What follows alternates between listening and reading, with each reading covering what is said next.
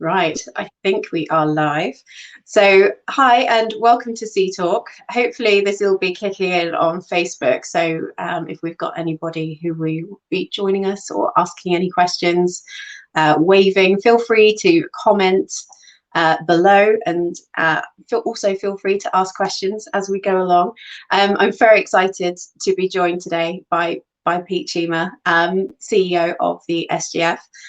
Just as we allow people to kind of join us live, could you please give a bit of background for perhaps any brands, new brands or suppliers who you're not aware of, either yourself or the SGF? Sure. So I'm Pete Cheema, Chief Executive of the Scottish Grocers Federation. I've been in position since 2015, but I've been on the board since 1999. So I've been sitting on the board for a long, long time. I was president of the organisation from 2006 to 2008, and then I was invited to take over John Drummond's appointed position by Abdul at that time. To which I had said I'll come in and sort the problems out for a year. Here I am, nearly 6 years later, still here. Yeah, well, we interviewed Abdul last week, as you know, and he had some incredibly nice things to say. Abdul's a great guy. Yeah, he's a great guy, and he's brought so much to the federation and brought many changes in, and thankfully we're better because of it. And not only a great friend, great retailer, and a great business person as well to boot. Yeah, absolutely, and some fantastic news for him that came through with the new year. So, talking of great news, could you perhaps give us a little bit of background as to what your breaking news story was this week? Well, it all started off really in 2015 when John and I, that's Dr. John Lee, who's head of public policy, policy and public affairs for the SGF. He and I had a conversation about looking at introducing a bill very similar to the bill that the NHS have, the Emergency Workers Bill. So we decided that we'd go ahead and actually put that onto a manifesto along 6 other ones. So we had 7 in total. So we introduced that at the hustings on the 14th of April in 2016. And interestingly, 2 of the people there that day, Murdo Fraser and John Swinney, actually stood against them in an election in 2011 in North Perthshire. So I knew them quite well anyway from my previous political shenanigans, let's say.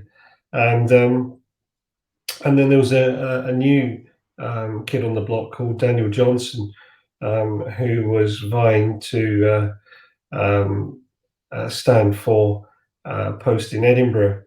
And we really hijacked all of the people in attendance, and they all had agreed either to not to go against the private members bill if we introduced, but also support it. But Daniel Johnson went a step further, and he said if he was elected, he would actually take the bill on. And true to his word, he did exactly that.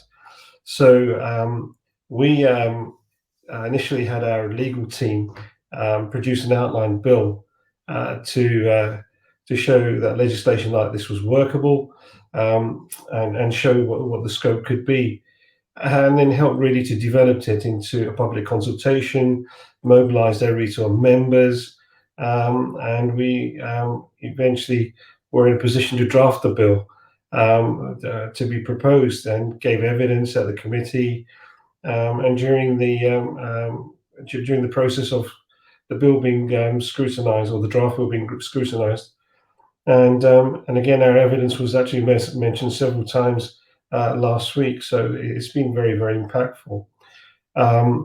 And the bill went through stage 3 last week, which means now it's going to go to Royal Assent. So in the coming weeks, it will become an act of the Scottish Parliament. So we're absolutely delighted that the process that we initially started off and talked about in 2015, and Daniel promised in April 2016 has gone all the way. And I think we're very, very proud of the fact that I don't think there's many federations or associations that have actually managed to do that. So we're absolutely delighted. Yeah, and same here, and huge news and congratulations, and absolutely thrilled.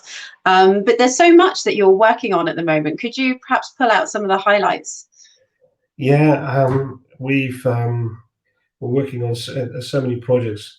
So we've just managed to get some more funding from the Scottish Government, and we're doing a pilot programme on the SGF Go Local Programme.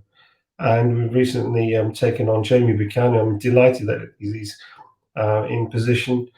He's got 32 years of retail experience, so he's a program director for that, as well as our new SGF membership manager.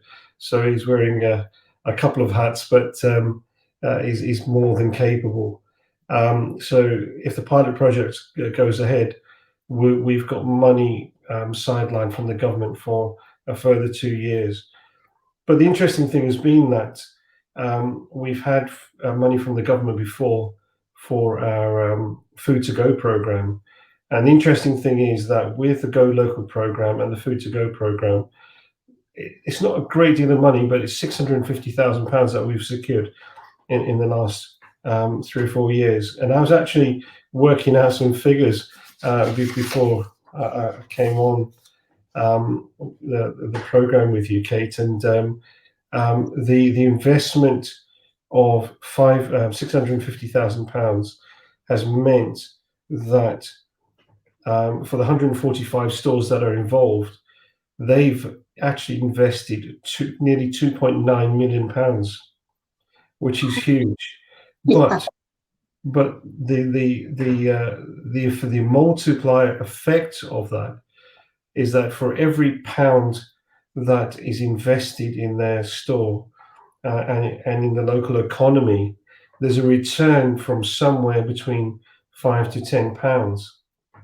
So if we take the middle ground, that they on average there's a return on investment of say £7.50, actually has meant that the investment of £650,000 from the government has nearly seen a return of about £22 million into the Scottish local economy, which from 145 stores is quite phenomenal when you start to think about that. So that's been a huge success.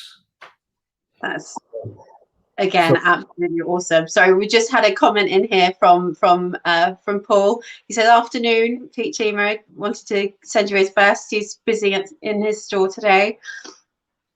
Yeah, I don't know whether Paul's told you, but he and I are from the same village from India. So we hadn't met until about I'd say about 7 or 8 years ago. So it's been quite interesting. Oh, that's awesome. Yes, he has. I think you told me first, and then Paul, when I said that we were interviewing you, he also said the same, which is amazing. So you're back in store, I understand. Could you tell me a little bit more about your plans of what you're up to in the store, if you're allowed? To be honest, it's my son's baby. He qualified as an accountant, and I tried to stop him for a couple of years from coming into retail, because by that time I had actually leased out all my stores, and there was no real appetite, certainly for me, to go back into retail. But he worked for CJ Langs and then Vipco, and latterly I just gave up to the fact that he was adamant that he wanted to buy a store. So he's in store. He's doing very, very well. He took over a store that I used to own at one time, and actually bought from the co-op and sold to McCall's. So we've now bought it back from McCall's and done a huge refit. And he's doing very, very well. He's 5.5 months in. But it takes a long time to build a store and to do well. But he's got quite a few niche products in there, especially selling high-end spirits, and he's been very, very successful. In fact, I was actually in the local paper and also in the Scotsman this week for selling quite a number of whiskies at high end, about £1,600 a go, and so forth. So there's a huge market out there even for convenience stores. Yeah, I've seen that. I was going to say, I do share how much these whiskies have been going for. Yeah. I dare say that there might be a few of those being drunk this evening. So, but yeah, we actually spoke to Anand. He was our very first video interview that we did. So wow, 5.5 months ago. That's crazy. But yeah, I remember seeing the photos coming through and just mind blowing, like how awesome that store looks. Yeah, it's a bit of a concept store that we did with CJ Lang's, and it's worked quite well for him. But to be honest, I don't really visit the store that much. I've just left it for him to run. I don't want him complaining about the fact that the owner is forever interfering and telling him what to do.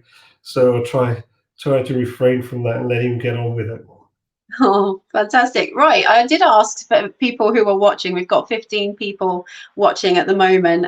We've got Kath Mills, Jim Graham watching from Midlothian. Hi. Thank you for joining us. Feel free to let us know who you are and where you are watching from. And of course, do let us know if you have any comments or questions for Pete whilst we are talking live. So, I don't have to go over the fact over the last year it's been challenging, but I'd just love to know what positive things have you got that you're working on, or things that you're looking forward to this year?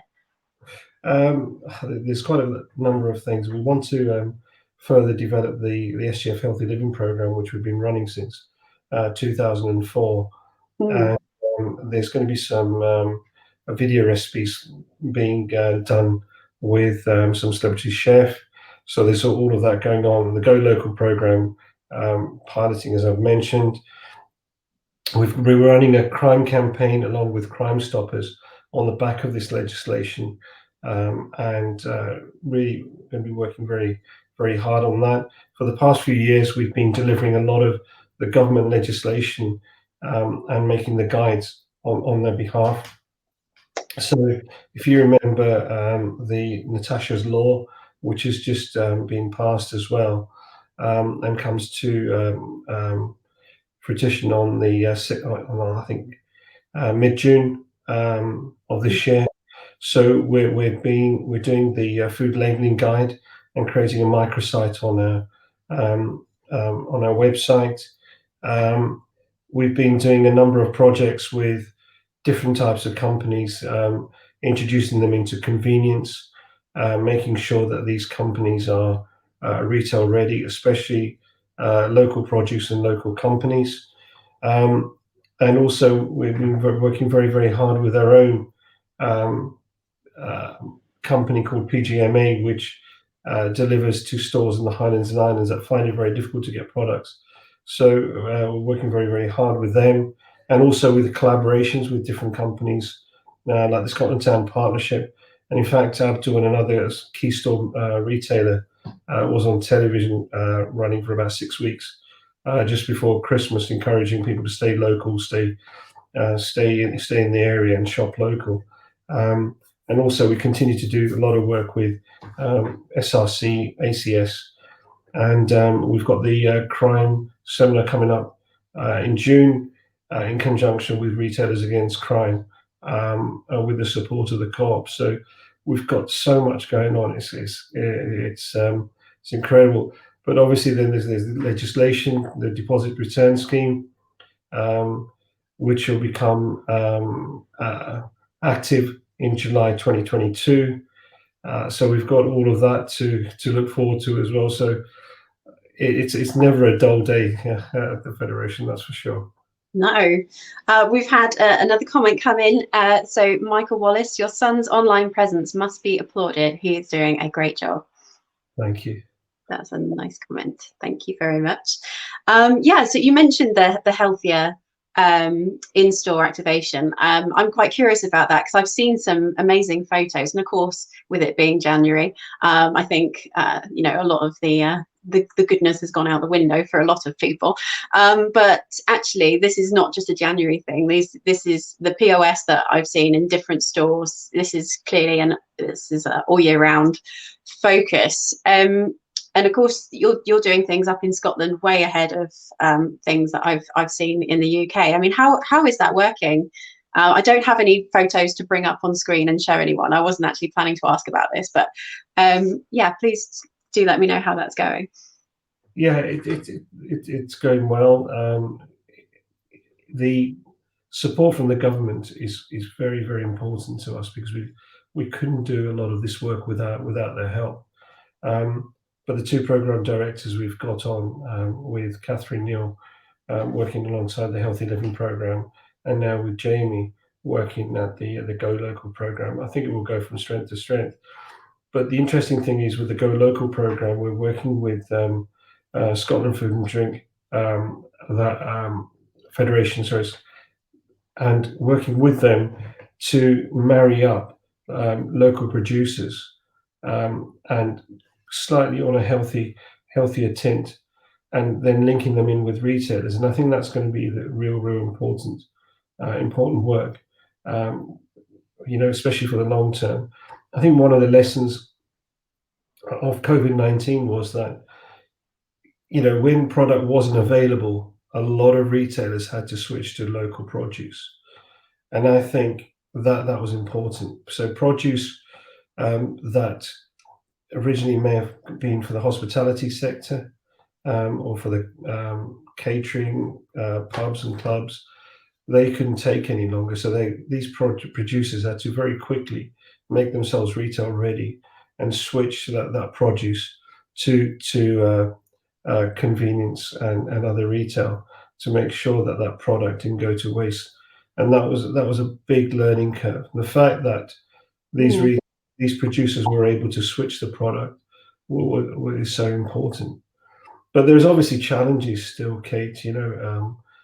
Town centre located stores that are considered to be, to remain open, and that some of them are really suffering because there's no residential people there, and because all the offices and other businesses are closed around them, they're not doing the business at all. So we're fighting very, very hard to make sure that we can get them money to really survive for the long term. So although convenience is doing very, very well, and I'm sure that that we've captured about 30% of the grocery market, there are still challenges out there, and the challenges are in particular are in the town centre located stores.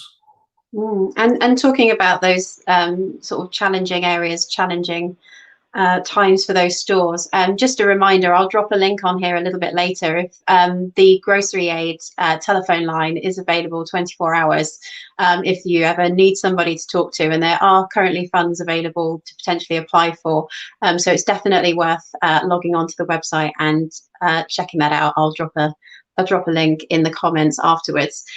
If I may add also that, along with Grocery Aid, Retail Trust and our own SGF Benevolent Fund is there as well. So fantastic. There's a lot of avenues that are available, and the Grocery Aid and also Retail Trust are doing a lot of work around the well-being aspects as well. So please do, if anybody is suffering out there, please do get in touch.